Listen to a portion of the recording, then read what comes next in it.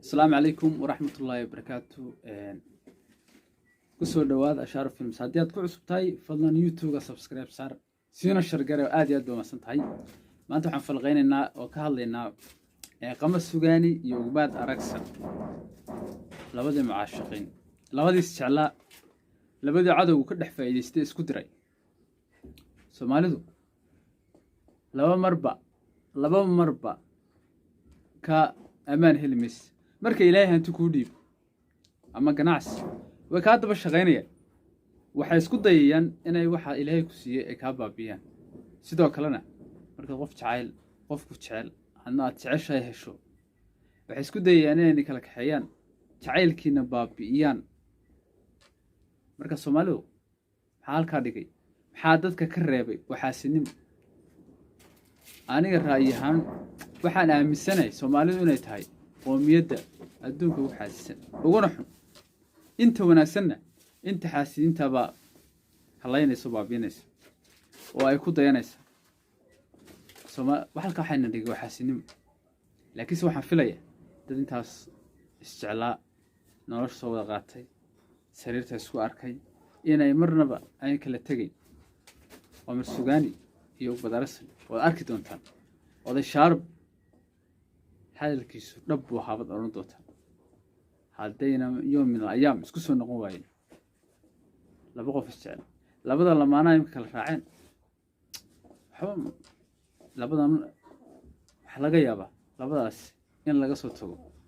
labadan ay jecel yihiin ay imka labada imka guursadeen ka soo tagayeen oo arki doontaan labadan laba isjecel oo laba caana waa laba fanaanina marka Britole ay isku soo noqonayaan ma kala marmaya sinaba baad aragsan iyaduna way jeceshahay habeenkii jacayl bilowda sariirta qalbigeedu wuxuu la jiraa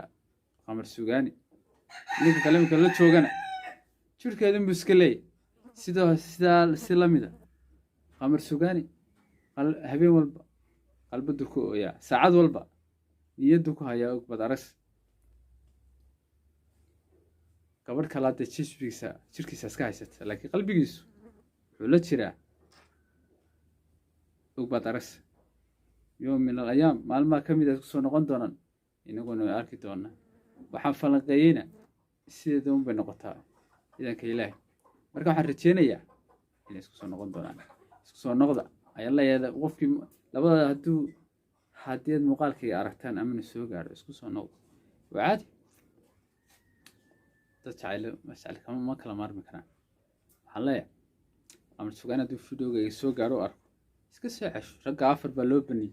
haddii kula soo xidhiidho haddii kula soo xidhiidhina horta waxaan ku oran lahaa yara kala kicin ma fiicna laakiin haddii kugu soo xidhiidho iska aqbal ninba ragaad 4 baa lagu baniyay